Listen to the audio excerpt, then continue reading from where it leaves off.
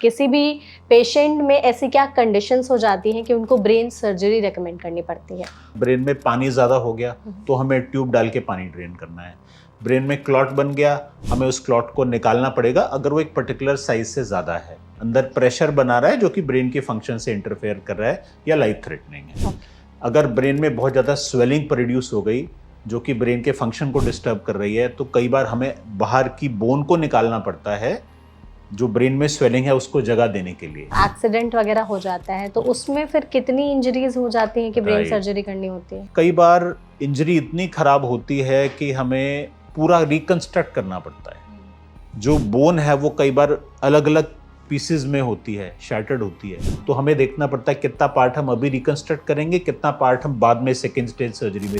Surgery से पहले क्या बाल हटा दिए जाते हैं या हाँ, फिर बाल तो रहते हैं? अभी कुछ कंडीशंस हैं जिसमें हम बताते हैं कि हम आपका फुल हेड शेविंग करेंगे, बट आजकल मोस्ट ऑफ द सर्जरीज जो हम करते हैं उसमें हम एक टेक्नोलॉजी यूज करते हैं जिसको हम कहते हैं नेविगेशन टेक्नोलॉजी।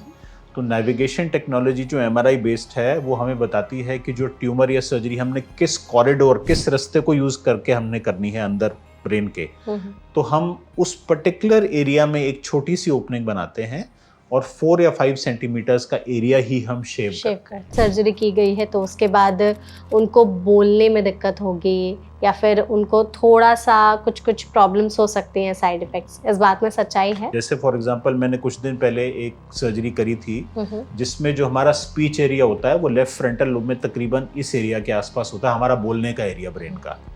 तो वो ट्यूमर बिल्कुल उसके पास में था और हमने वो ट्यूमर पूरा निकाल दिया, बट 2 दिन तक पेशेंट को हल्का सा दिक्कत हुई कुछ बोलने में। अच्छा, ऐसा भी है क्या कि ब्रेन सर्जरी हो गई तो मेमोरी पर भी इम्पैक्ट आता है, याददाश्त थोड़ी कमजोर हो सकती है पेशेंट की? अगेन मैं कहूँगा कुछ टाइम के लिए ये पॉसिबल है, जब तक उस एरिया ऑफ द ब्रेन में थोड़ी स्वेलिंग मौजूद है, या कई बार ट्यूमर जो बहुत ही खराब तरह के ट्यूमर होते हैं उनकी ब्लड सप्लाई बहुत रिच होती है, और जब ऐसे ट्यूमर को आप एकदम से निकाल देते हैं पूरा, तो कई बार आसपास के ब्रेन में थोड़ी सी स्वेलिंग आती है। तो ये वाला चांस भी मैं कहूँगा कि बहुत, अगर उनमें जैसे अनकंट्रोल डायबिटीज है या हार्ट से रिलेटेड पहले से कोई बीमारी है या फैटी लिवर है या किडनी से रिलेटेड कोई भी डिजीज है, तो ऐसे में क्या ब्रेन सर्जरी फिर पोस्टपोन कर दी जाती है?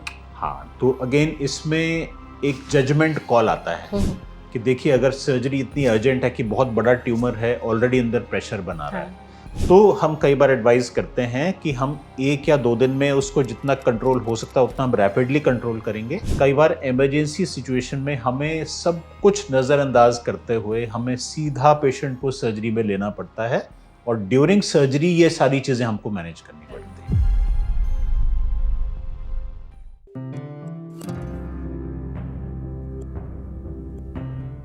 Hello hi everyone, NBT life के हेल्थ पॉडकास्ट में आप सभी का स्वागत है। मैं हूं आपके साथ मेघा, और आज का टॉपिक ही बहुत ज़्यादा इंटरेस्टिंग है, वो है ब्रेन सर्जरी के बारे में। ब्रेन हमारे बॉडी का एक ऐसा ऑर्गन है जो सभी चीज़ों को फंक्शन करता है, जिसकी वजह से बहुत सारी चीज़ें हमारी बॉडी में हो रही होती हैं, लेकिन ब्रेन में अगर कुछ गड़बड़ी हो जाती है तो पूरा जो सिस्टम है वो हिल जाता है।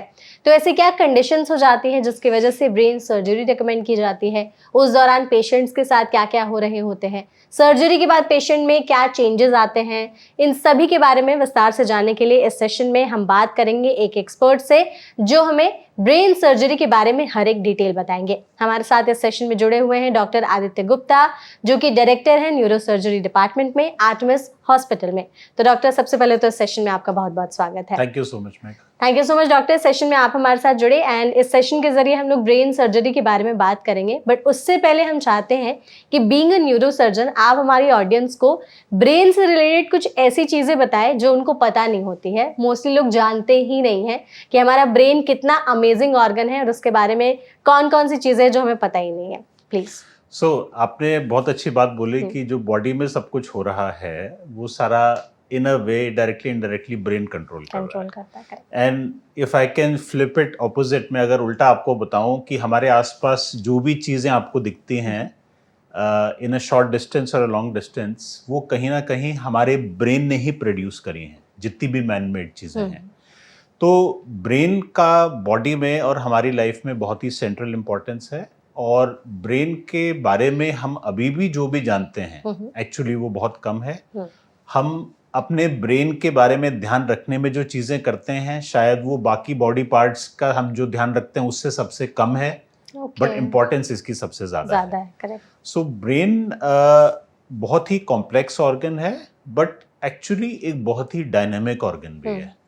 तो जैसे लूजली हम कहते हैं ना कि अपने ब्रेन पावर को यूज़ करिए, अपने मसल पावर को यूज़ करिए, तो you'll be surprise to know कि ब्रेन भी ऐसा ही डायनेमिक ऑर्गन है। जैसे कि आप मसल को यूज़ करके मसल को बिल्ड कर सकते हैं, आप ब्रेन को एक पर्टिकुलर चीज़ पे फोकस करके ब्रेन की पावर भी बिल्ड कर सकते हैं। ओके। तो जो आप जैसे इंटरेस्टिंग फैक्ट्स बता रहे थे कि हमारी ब्रेन की मेमोरी से रिलेटेड कुछ चीज़ें ऐसी हैं जो हम लंबे टाइम तक स्टोर कर सकते हैं, थोड़ा सा उसको बताइए प्लीज़। तो हमारे ब्रेन में एक बहुत ही इम्पॉर्टेंट सर्किट है जो कि एवोल्यूशनरी सबसे अर्लियर वाले एनिमल्स में one of the first brain circuits था डेवलप करने में। ओके। और ह्यूमन ब्रेन में जो मेमोरी है वो इतनी मैसिव है। अगर मैं आपको छोटा एग्जांपल दूं, हमारे ब्रेन की जो मेमोरी है वो एक पर्टिकुलर टीवी शो के 300 ईयर्स के इक्विवेलेंट इंफॉर्मेशन को स्टोर कर सकता है। That is the total memory power of the human brain. That's really interesting. तो ये चीज़ तो बहुत ही ज़्यादा आई थिंक लोगों को पता नहीं होगी कि ब्रेन की इतनी ज़्यादा कैपेबिलिटी है और लोग इग्नोर कर देते हैं कि, और आजकल आई थिंक जैसे लाइफस्टाइल है, कंप्लेन भी बहुत ज़्यादा रहती है कि हमें चीज़ें याद नहीं रहती, हम बहुत सारी चीज़ें भूल जाते हैं। तो उसी पर्सपेक्टिव में आगे बात करते हैं डॉक्टर। ब्रेन सर्जरी जो है वो एक कॉम्प्लेक्स थिंग है। आई थिंक जब बहुत ज़्यादा कॉम्प्लिकेशंस बढ़ जाते हैं ब्रेन में तभी आप लोग रेकमेंड करते हैं ब्रेन सर्जरी के लिए। तो उन्हीं कंडीशंस के बारे में बताइए कि किसी भी पेशेंट में ऐसी क्या कंडीशंस हो जाती हैं कि उनको ब्रेन सर्जरी रेकमेंड करनी पड़ती है। तो देखिए, अगर बहुत हम सिंपलिस्टिकली बात करें, आप जानते हैं इन्फेक्शन के लिए एंटीबायोटिक मौजूद है। हाँ। तो मान लीजिए ब्रेन में भी इन्फेक्शन है तो हमें एंटीबायोटिक्स देनी पड़ती हैं। बट ब्रेन में जो ब्लड वेसल्स हैं उनका स्ट्रक्चर इतना खास है कि ब्रेन अलाउ नहीं करता कि बॉडी में दिया गया कोई भी केमिकल ब्रेन तक डायरेक्टली पहुंच जाए। तो ब्रेन एक बहुत प्रोटेक्टेड एनवायरनमेंट है। तो फॉर एग्जांपल अगर किसी को ब्रेन में इन्फेक्शन है तो उससे टैबलेट में काम नहीं चलेगा, हमें सीधे इंजेक्शन के द्वारा वो दवाई देनी पड़ेगी। और जितनी एंटीबायोटिक्स हैं उसमें कुछ ही हैं जो ब्रेन तक पहुंच सकती हैं। ओके। नाउ आपका जो क्वेश्चन था कि ब्रेन सर्जरी हम किन कंडीशंस में करते हैं, तो आई थिंक इसको समझने का एक और सिंपल तरीका है कि हम दो मेन कंडीशन में ब्रेन की सर्जरी करते हैं। नंबर 1 है कि अगर कोई स्ट्रक्चरल प्रॉब्लम है, जैसे ब्रेन के स्ट्रक्चर में एक ब्लड का क्लॉट पैदा हो गया, ब्रेन में एक ट्यूमर पैदा हो गया, तो अगर हम उसको समझें कि एक स्ट्रक्चरल प्रॉब्लम है और हमें उसको स्ट्रक्चरल वे में डील करना पड़ेगा, तो वो एक ग्रुप ऑफ कंडीशंस हैं जिसमें हम ब्रेन सर्जरी एडवाइस करते हैं। ब्रेन में पानी ज़्यादा हो गया तो हमें ट्यूब डाल के पानी ड्रेन करना है। ब्रेन में क्लॉट बन गया, हमें उस क्लॉट को निकालना पड़ेगा अगर वो एक पर्टिकुलर साइज से ज़्यादा है, अंदर प्रेशर बना रहा है जो कि ब्रेन के फंक्शन से इंटरफेयर कर रहा है या लाइफ थ्रेटनिंग है।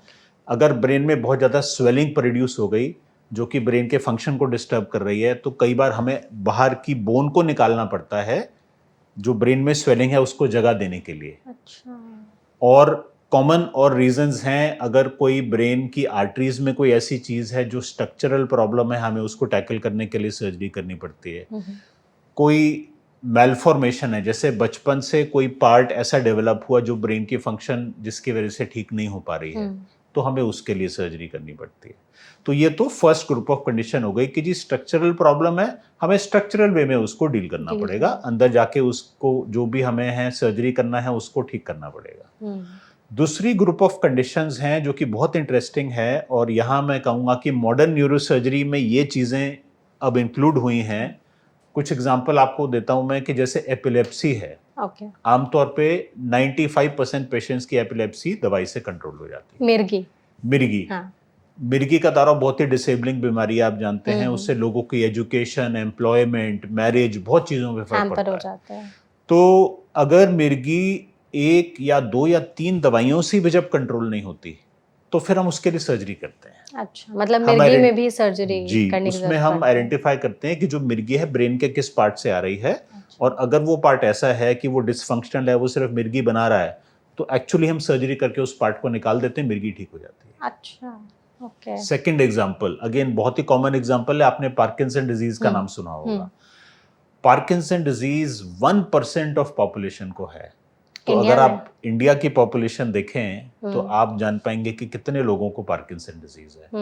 अब पार्किंसन डिजीज की अर्ली स्टेजेस में अगेन वो 90-20 रूल है, 90-10 रूल है। 90% जो पेशेंट हैं वो इस फेज में होते हैं कि उनका हम कुछ दवाइयाँ देते हैं, पार्किंसन डिजीज बहुत अच्छे से कंट्रोल होता है। पर एक स्टेज आती है पार्किंसन डिजीज में जिससे दवाई से भी पेशेंट को अच्छी क्वालिटी ऑफ लाइफ नहीं मिल पा रही है।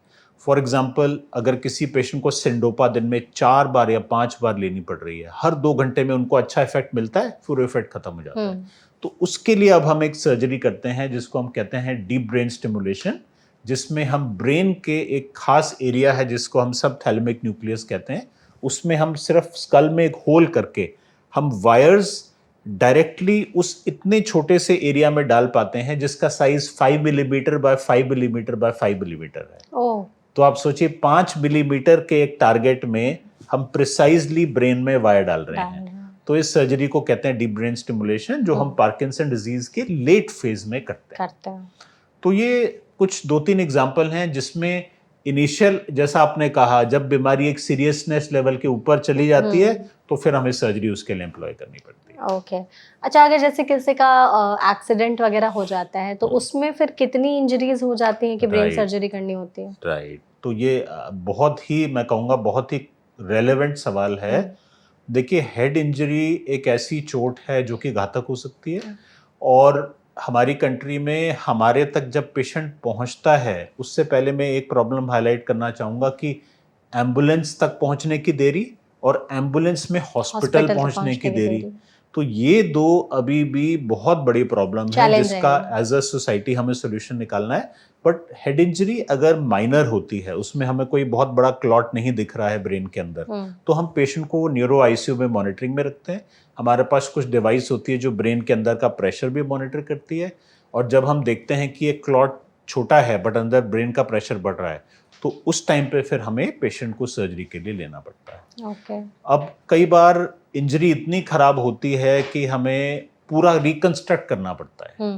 जो बोन है वो कई बार अलग अलग पीसेस में होती है, शैटर्ड होती है, कई बार के अंदर नहीं, जो बाहर की बोन है, स्कल की बोन है, कई बार वो मल्टीपल पीसेस में होती है। तो हमें देखना पड़ता है कितना पार्ट हम अभी रिकंस्ट्रक्ट करेंगे, कितना पार्ट हम बाद में सेकेंड स्टेज सर्जरी में रिकंस्ट्रक्ट करेंगे। ब्रेन की अंदर की जो इंजरी है उसमें हमें बड़ा कंजर्वेटिव रहना पड़ता है। सिर्फ जो पार्ट कंप्लीटली डैमेज्ड है उसको और क्लॉट को हम निकालते हैं। कई बार अगर बहुत ज़्यादा स्वेलिंग होती है तो हम बोन को रिप्लेस नहीं करते हैं सर्जरी के बाद, जिससे कि जो स्वोलन ब्रेन है उसको थोड़ी सी जगह मिलती है बाहर की तरफ एक्सपेंड करने के लिए, जिससे ब्रेन में प्रेशर कम रहता है। तो हेड इंजरी एक बहुत ही ऐसा स्पेक्ट्रम है जिसमें मैं कहूँगा कुछ केसेस में अंदरूनी चोट नहीं है, उनकी आउटकम और मैनेजमेंट दोनों बहुत सिंपल हैं, बहुत अच्छे हैं।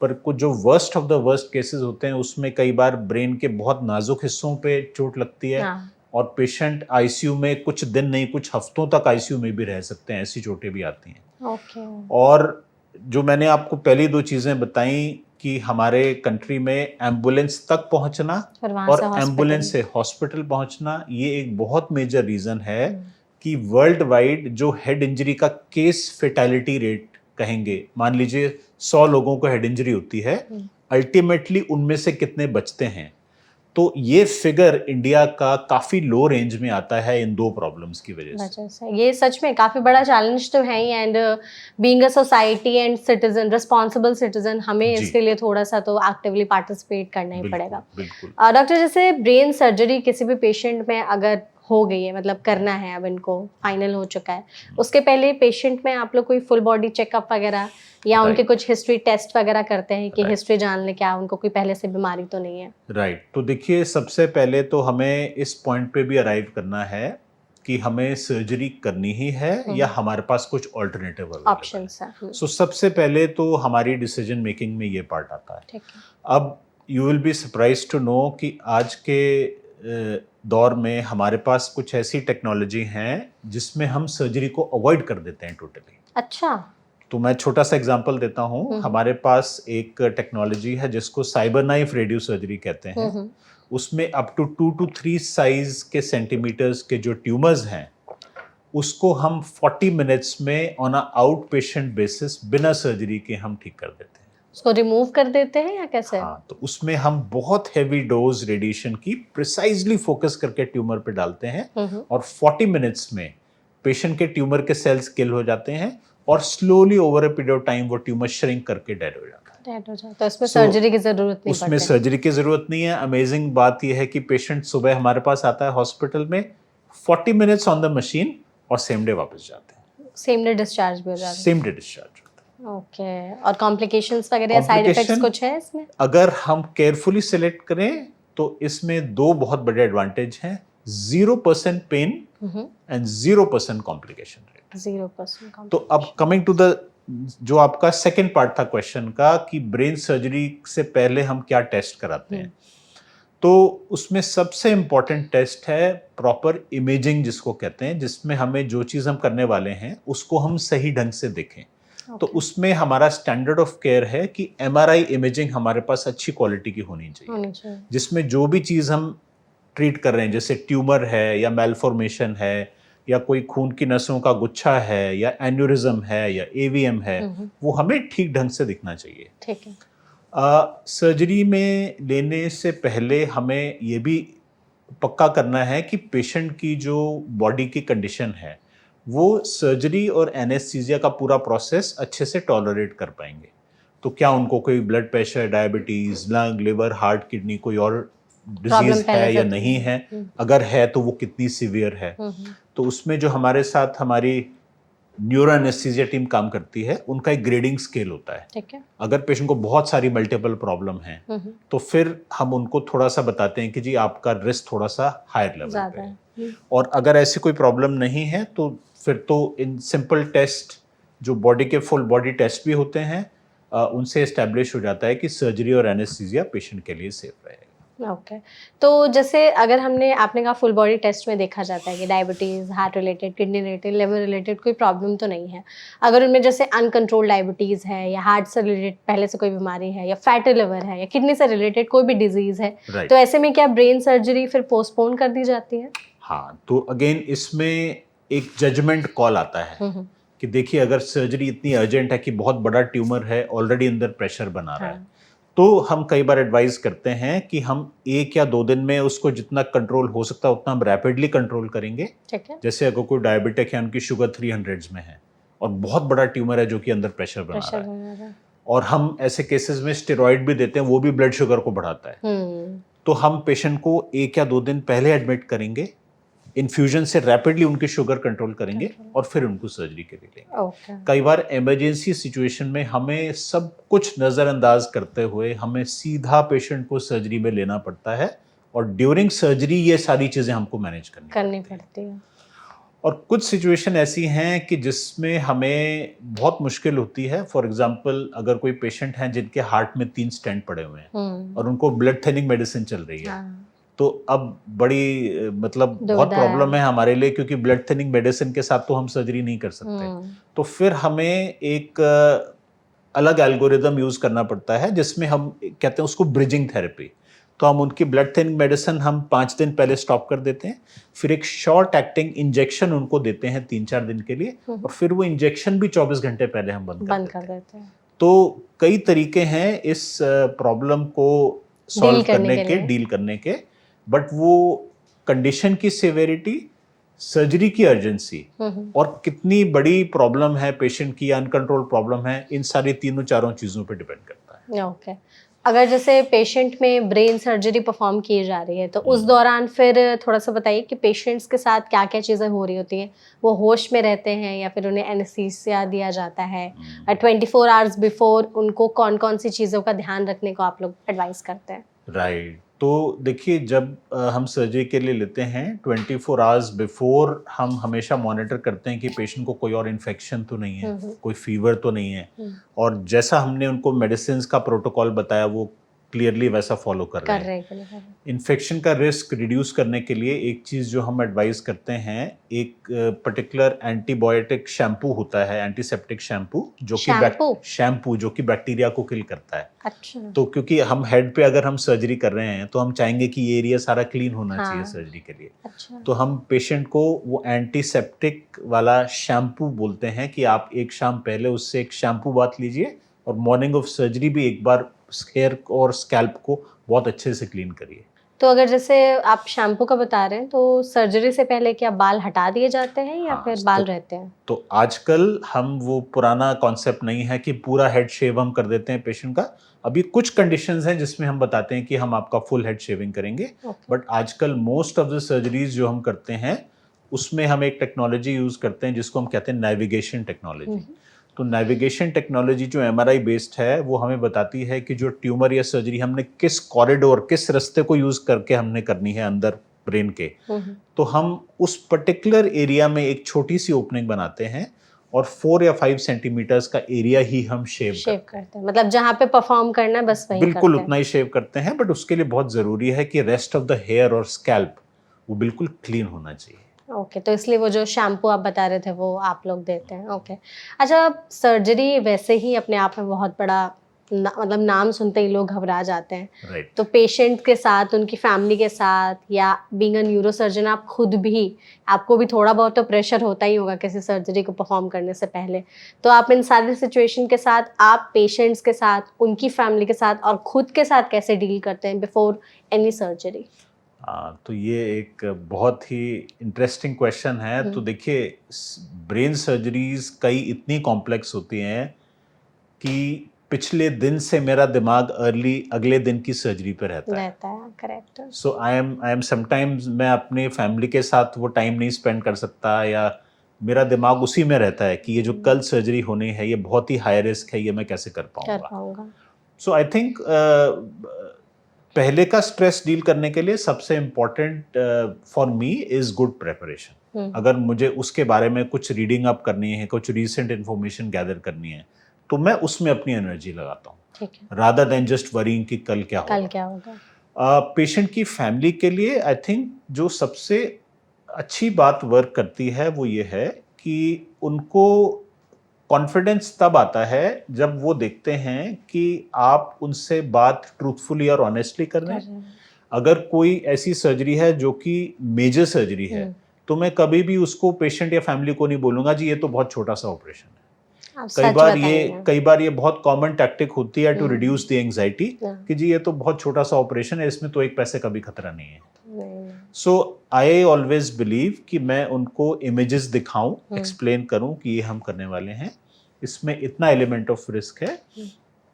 एट द सेम टाइम उनको जब ये विश्वास होता है कि भाई ये डॉक्टर तो पिछले 25 साल से इन्होंने तो ऐसे हजारों ऑपरेशन किए हैं, एट द सेम टाइम उनको ये भी समझ में आता है कि ये सर्जरी क्यों करनी है और जो डॉक्टर बता रहे हैं वो सर्जरी उस तरीके से या उस टेक्निक से क्यों करनी है और उसके फायदे नुकसान क्या हैं। तो आई थिंक इंफॉर्मेशन बहुत एम्पावरिंग होती है। करेक्ट। किसी भी चीज के बारे में अगर हमारा एक ब्लैक स्पॉट है कि भाई हमें पता भी नहीं और हम जानते भी नहीं, तो हमारा एंजाइटी लेवल बहुत बढ़ जाता है। बट जब आप उसके बारे में जानते हैं तो एंजाइटी लेवल आपका कम हो जाता है। जस्ट लाइक कि आप किसी पर्सन से मिल रहे हैं, उनके बारे में आपको नहीं कुछ पता है, तो एक हमेशा क्वेश्चन मार्क रहता है पीछे कि ये how will this person be, या वो कैसे रिएक्ट करेंगे। बट जब आप जानते हैं तो फिर आपकी एंजाइटी लेवल कम हो जाती है। Exactly. तो आई थिंक इंफॉर्मेशन से एम्पावर करना बहुत ज़रूरी है, रिस्क को रियलिस्टिकली पोर्ट्रे करना बहुत ज़रूरी है। अगर कोई फैमिली या पेशेंट इंडिकेट करते कि बहुत एंग्शियस हो गए आपकी बात सुन के, तो फिर हमें ये भी बताना पड़ता है कि भाई इसके अलावा और कोई अच्छा ऑप्शन है नहीं। और अगर आप अभी एंग्जाइटी की वजह से रुक जाएंगे, कल को आप मेरे पास ज़्यादा खराब कंडीशन में आएंगे या ट्यूमर ज़्यादा बड़ा लेके आएंगे, तो फिर ये रिस्क जो आज मैं आपको 2% का बता रहा हूँ और बढ़ जाएगा, मैं आपको 5% या 10% का बताऊंगा। सो आई थिंक ये सारी चीजें यूज करके ऑपरेशन के पहले की anxiety both on my side and on the patient side, family side, हम काफी हद तक इसको हम डील कर लेते हैं। नाउ ऑपरेशन इटसेल्फ डॉक्टर के लिए एक कहना चाहिए एक काफ़ी स्ट्रेसफुल जोन होता है। इनफैक्ट आप जान के शायद हैरान होंगे कि कुछ स्टडीज़ की गई थी जिसमें वाइल ऑपरेटिंग जो डॉक्टर हैं उनका ब्लड प्रेशर मॉनिटर किया गया। अच्छा। तो उन स्टडीज़ में निकला है 20 to 30% डॉक्टर्स का उनके बेसलाइन बीपी से डबल बीपी होता है when they are doing the surgery. High when they are doing the surgery उनका हार्ट रेट डबल पहुंच सकता है एक सर्जरी के कुछ पार्ट्स में when they are really concerned कि भाई इस स्टेप में अगर कुछ गड़बड़ हुआ तो पेशेंट की लाइफ भी जा सकती है। तो उसको डील करने का तरीका ये होता है कि सर्जरी से कुछ टाइम पहले आपको बाकी सारी चीज़ों से डिस्कनेक्ट करना है। लाइक मैं अपने फ़ोन से कुछ 10-15 मिनट पहले I just disconnect with my phone. I am not looking at messages, मैं मैसेजेस नहीं देख रहा हूँ या मैं रिस्पॉन्ड नहीं कर रहा हूँ।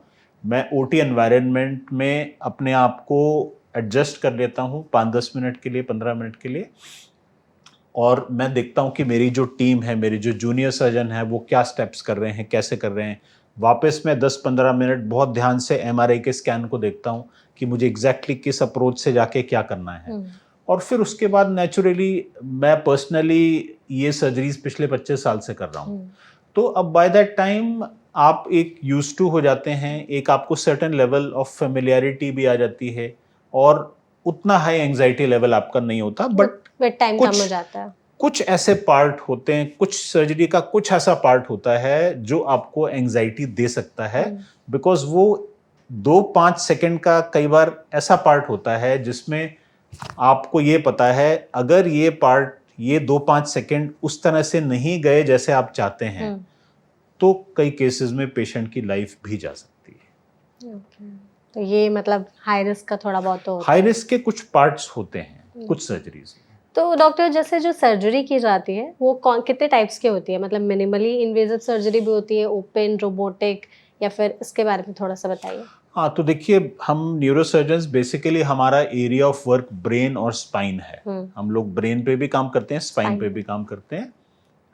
जो टाइप ऑफ सर्जरीज है उसमें बेसिकली 3-4 तरह की सर्जरीज हैं। एक सर्जरी है जिसको हम कहेंगे, फॉर एग्जाम्पल अगर हम यहाँ काम कर रहे हैं तो क्रेनियोटमी मतलब आपने स्कल में ओपनिंग बनाई और उसके बाद ट्यूमर है या फ्लूइड है या ब्लड क्लॉट है, जो भी है आपने उससे डील किया। तो वो मोस्टली आजकल मिनिमली इन्वेजिव नेविगेशन गाइडेड होती है। हो जाते हैं। उसके अलावा कुछ सर्जरीज हैं जिसमें हम सिर्फ एक एंडोस्कोप डालते हैं। अगर ब्रेन की फ्लूइड कैविटी में कोई ट्यूमर है तो हम एंडोस्कोप डाल के उसको रिमूव कर देते हैं। मान लीजिए पिट्यूटरी ग्लैंड का कोई ट्यूमर है, आप जानते हैं पिट्यूटरी ग्लैंड हमारे बॉडी के सारे हार्मोन्स को कंट्रोल करता है। तो उस तरह के ट्यूमर्स को हम नाक में से जाके एंडोस्कोप डाल के उसको डील कर लेते हैं। ठीक है।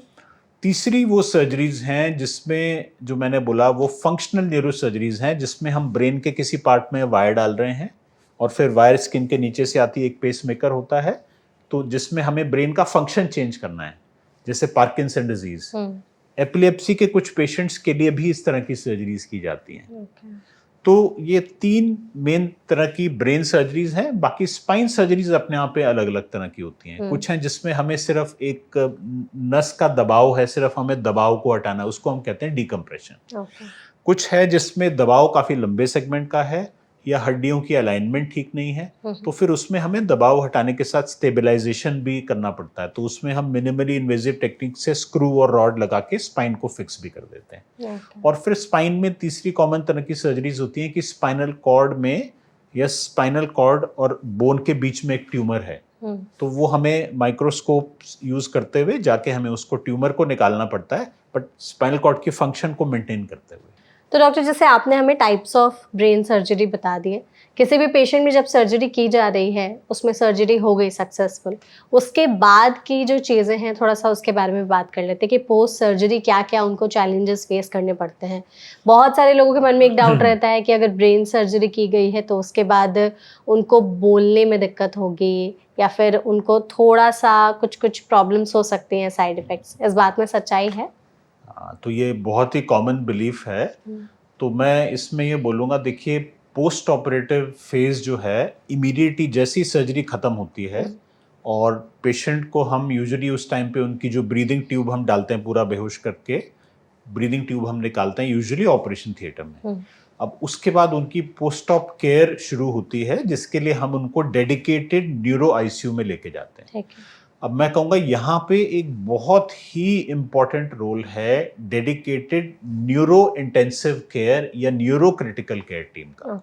तो इनफैक्ट हम बहुत हम लकी हैं कि हमारे साथ एक बहुत ही high quality neuro anaesthesia neuro ICU team हमारे साथ क्लोजली काम करती है। कई हॉस्पिटल्स में ये फैसिलिटी नहीं होती, वहाँ पे क्या होता है जनरल एनेस्थीसिया के डॉक्टर या जनरल आईसीयू के डॉक्टर सारा मैनेज करते हैं, बट हमारे साथ जो हमारे न्यूरो आईसीयू के कॉलीग हैं वो डेडिकेटेड प्योरली न्यूरो के पेशेंट्स के लिए वो डेडिकेटेड हैं। तो हम सीमलेस केयर प्रोवाइड कर पाते हैं एनेस्थीसिया से निकलने और आईसीयू के जाने तक। अब आईसीयू में जो 1 या 2 दिन, आमतौर पे 99% हमारे पेशेंट जो सर्जरी के बाद निकलते हैं ओटी से, वो सिर्फ 1 दिन के लिए आईसीयू में होते हैं। और उस 1 दिन में जब वो एनेस्थीसिया का इफेक्ट से बाहर आ रहे हैं तो उनको काफ़ी सपोर्ट चाहिए। अगर किसी का ब्लड प्रेशर लोअर साइड में तो उनको सपोर्ट चाहिए। अगर उनकी breathing up to the mark नहीं है या हमने इस एरिया में कोई सर्जरी करी है और ब्रीदिंग उनकी थोड़ी सी कम है तो 1 आध दिन के लिए उनको हम ब्रीदिंग का सपोर्ट भी देने की ज़रूरत पड़ती है। इस पूरे टाइम में एवरी सेकेंड एवरी मिनट उनके ब्लड प्रेशर, पल्स, सारी चीज़ें रिकॉर्ड होती हैं। ऑक्सीजन लेवल, अगर ब्रेन में हमने प्रेशर मॉनिटर डाला है तो ब्रेन के अंदर का प्रेशर भी रिकॉर्ड होता है। कई पेशेंट्स हैं जिसमें हम ब्रेन की इलेक्ट्रिकल एक्टिविटी भी रिकॉर्ड करते हैं, जिसको ईईजी कहते हैं, तो उनकी ईईजी रिकॉर्डिंग भी चलती है। तो जो ये 1 दिन का फेज है, उसके बाद यूजुअली हम पेशेंट को रूम में शिफ्ट कर देते हैं। अब वो एक ऐसा ट्रांजिशन है जिसमें पेशेंट की फैमिली भी इन्वॉल्व हो सकती है। तो आईसीयू में तो पेशेंट की फैमिली नहीं होती है पेशेंट के साथ में, बट जब रूम में शिफ्ट होते हैं तो एक फैमिली मेंबर पेशेंट के साथ जो होते हैं तो वो टेकअप कर सकते हैं कुछ केयर पेशेंट की, उनको कंफर्टेबल रखना या कम्युनिकेट करना कब उनको मील्स की ज़रूरत है, या उनको इंश्योर करना कि वो कंफर्टेबल हैं, उनकी पोजीशन चेंज करना, या उनकी ब्रीदिंग ठीक है या नहीं है। तो पोस्ट ऑपरेटिव फेज में 100 में से प्रॉबेबली 5 पेशेंट्स होंगे जिनको टेम्पररी प्रॉब्लम डेवलप होती है। अब जैसे फॉर एग्जांपल मैंने कुछ दिन पहले एक सर्जरी करी थी जिसमें जो हमारा स्पीच एरिया होता है वो लेफ्ट फ्रंटल लोब में तकरीबन इस एरिया के आसपास होता है, हमारा बोलने का एरिया ब्रेन का। तो वो ट्यूमर बिल्कुल उसके पास में था और हमने वो ट्यूमर पूरा निकाल दिया, बट 2 दिन तक पेशेंट को हल्का सा दिक्कत हुई कुछ बोलने में, और 2 दिन बाद जब स्वेलिंग ब्रेन की रिड्यूस हुई तो वापस वो बोलने लगे। तो मैं कहूँगा जो चांस होता है कि ऑपरेशन के बाद कोई ऐसी कॉम्प्लिकेशन होगी जो हमेशा के लिए रहने वाली है, विद द करेंट टेक्नोलॉजी और स्किल और ट्रेनिंग लेवल जो हमारा इंडिया में है, मैं कहूँगा वर्ल्ड में काफ़ी हाई लेवल का हमारा स्किल और ट्रेनिंग लेवल का है न्यूरो सर्जरी में। तो उस लेवल ऑफ स्किल और ट्रेनिंग और टेक्नोलॉजी के साथ प्रॉबेबली 100 में से 5 ऐसे पेशेंट होते होंगे जिनको टेम्पररी प्रॉब्लम फेस होती होगी, और 100 में से 1 या 2 होते होंगे जिनको ये परमानेंट प्रॉब्लम हो सकती है। तो ये एक्सेप्शंस हैं, और ये हम 1 या 2% का रिस्क हमेशा कम्युनिकेट करते हैं बिफोर सर्जरी। अच्छा, ऐसा भी है क्या कि ब्रेन सर्जरी हो गई तो मेमोरी पर भी इम्पैक्ट आता है, याददाश्त थोड़ी कमजोर हो सकती है पेशेंट की? तो अगेन मैं कहूँगा कुछ टाइम के लिए ये पॉसिबल है, जब तक उस एरिया ऑफ द ब्रेन में थोड़ी स्वेलिंग मौजूद है, या कई बार ट्यूमर जो बहुत ही खराब तरह के ट्यूमर होते हैं उनकी ब्लड सप्लाई बहुत रिच होती है, और जब ऐसे ट्यूमर को आप एकदम से निकाल देते हैं पूरा, तो कई बार आसपास के ब्रेन में थोड़ी सी स्वेलिंग आती है। तो ये वाला चांस भी मैं कहूँगा कि बहुत ही नॉमिनल चांस है ऐसा होने का। आमतौर पे अगर ब्रेन ट्यूमर या जो कंडीशन है वो ब्रेन के मेमोरी एरिया को ऑलरेडी खराब नहीं कर चुकी है तो वो सर्जरी के कारण खराब होगा, इसका चांस बहुत ही कम है। और स्ट्रेस एंजाइटी का भी रोल होता है कि सर्जरी के बाद पेशेंट में स्ट्रेस और एंजाइटी के लेवल्स बढ़ जाते हैं? मैं जो आजकल देख रहा हूँ वो ये देख रहा हूँ कि पेशेंट इटसेल्फ या उनका इतना स्ट्रेस लेवल हाई नहीं होता, क्योंकि वो तो एनेस्थीसिया से निकले हैं, उनकी केयर के लिए सारे लोग आसपास मौजूद हैं। बट जो डील करना कई बार हमारे लिए मुश्किल हो जाता है एज डॉक्टर्स, पेशेंट के जो अटेंडेंट हैं उनका एंजाइटी लेवल बहुत हाई रहता है। अच्छा, जो उनके साथ रह रहे हैं। और मैं हमेशा उनको ये बोलता हूँ कि भी पेशेंट के साथ एक ऐसा हो कोई अटेंडेंट जो कि खुद एंग्शियस ना हो। करेक्ट। अगर आप खुद ही एंग्शियस हैं तो और पेशेंट अपने आसपास देख रहा है, आपकी एंग्जाइटी में उसको लगेगा कि उसके साथ उसका हाल ठीक नहीं है, उसको कुछ प्रॉब्लम है।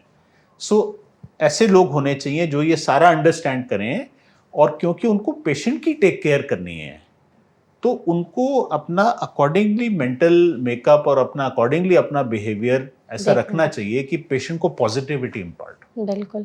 अच्छा, लॉन्ग टर्म में या फिर शॉर्ट टर्म में ब्रेन पर क्या इम्पैक्ट आता है ब्रेन सर्जरी के बाद? तो अगेन इसका जो मैं आपको आंसर दूंगा शायद आप सरप्राइज होंगे।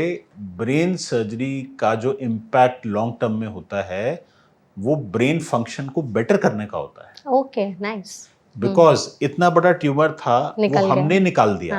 अब वापस के ब्रेन का सर्कुलेशन नॉर्मल आ गया, ब्रेन का प्रेशर नॉर्मल आ गया।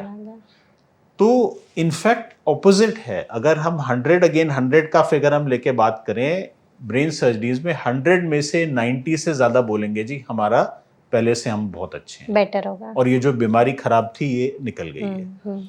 10 हैं जिनको कुछ ना कुछ प्रॉब्लम पहले भी थी, शायद अभी भी थी, या तो वो सोच रहे थे कि जी प्रॉब्लम बिल्कुल 100% ठीक हो जाएगी। अब वो 100% क्यों नहीं ठीक हो रही? क्योंकि बीमारी ने कुछ पार्ट को पहले ही डैमेज कर दिया था।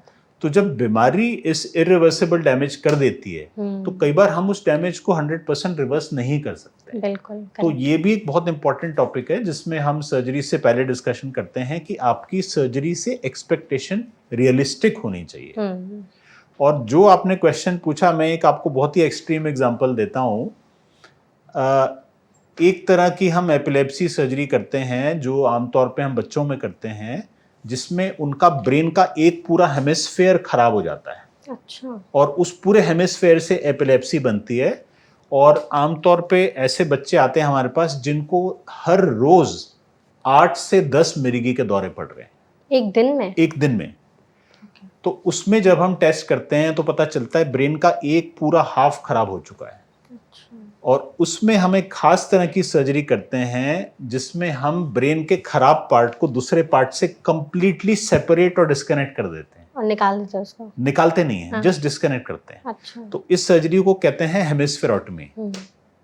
तो आपने पूछा कि ब्रेन सर्जरी का क्या इम्पैक्ट होगा, तो मैं ये आपको बताना चाहता हूं कि इस सर्जरी में जिसमें हम पूरा एक ब्रेन का हाफ डिस्कनेक्ट कर रहे हैं, 2 साल के बाद आप उस बच्चे को पहचान नहीं पाएंगे। जो बच्चा पढ़ नहीं पा रहा था वो पढ़ने लग जाता है, उसका IQ 40 या 50 पॉइंट्स बढ़ जाता है, उसका बिहेवियर चेंज कर जाता है, उसकी एपिलेप्सी की सारी दवाइयां बंद हो जाती हैं। नाइस।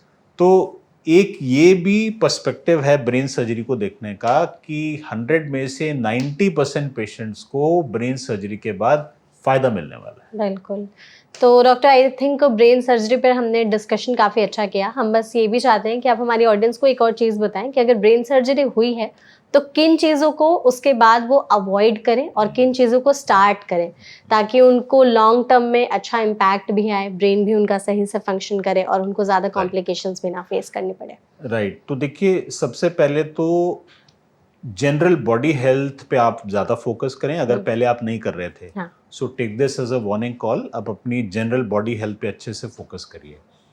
सेकेंड पार्ट है, कई तरह की ब्रेन सर्जरी के बाद हम एपिलेप्सी रोकने की दवाई देते हैं 2 इयर्स तक, 2 साल तक। और इंडिया में और काफ़ी सारी कंट्रीज़ में ये लॉ है कि जिस पेशेंट को एपिलेप्सी है या जिसको एपिलेप्सी की दवाई मिल रही है उनको ड्राइविंग नहीं करनी चाहिए।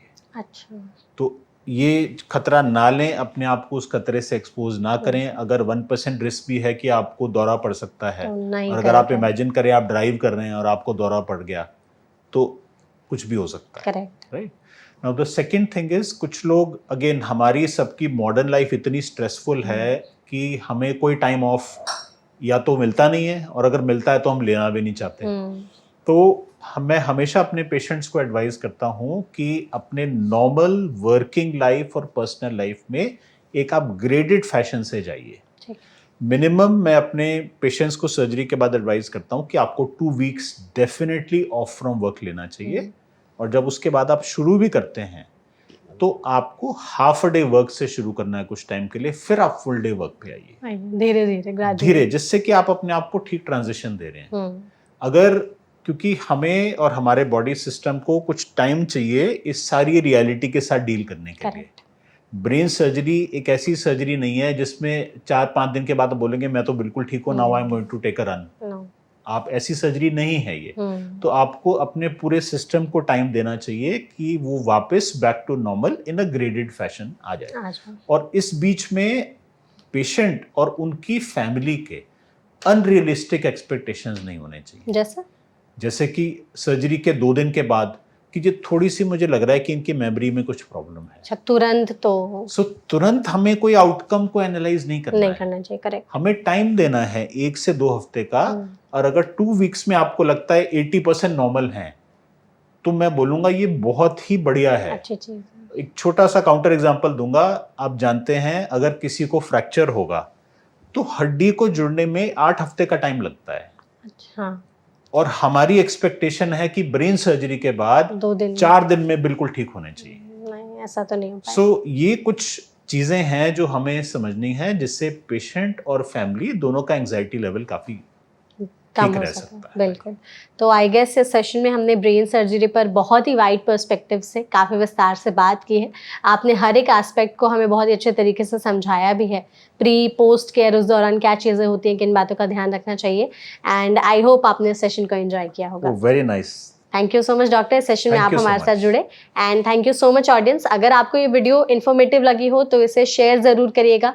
इसके अलावा भी अगर आपके मन में कोई सवाल रह गए हों ब्रेन सर्जरी से रिलेटेड तो आप उन सवालों के जवाब हमसे कमेंट सेक्शन के जरिए पूछ सकते हैं। हम ट्राई करेंगे कि डॉक्टर के जरिए उन सवालों के जवाब दे सके। ऐसी और भी हेल्थ रिलेटेड वीडियोज़ के लिए हमारे चैनल NBT लाइफ को फॉलो करना बिल्कुल भी मत भूलिएगा। Thank you so much.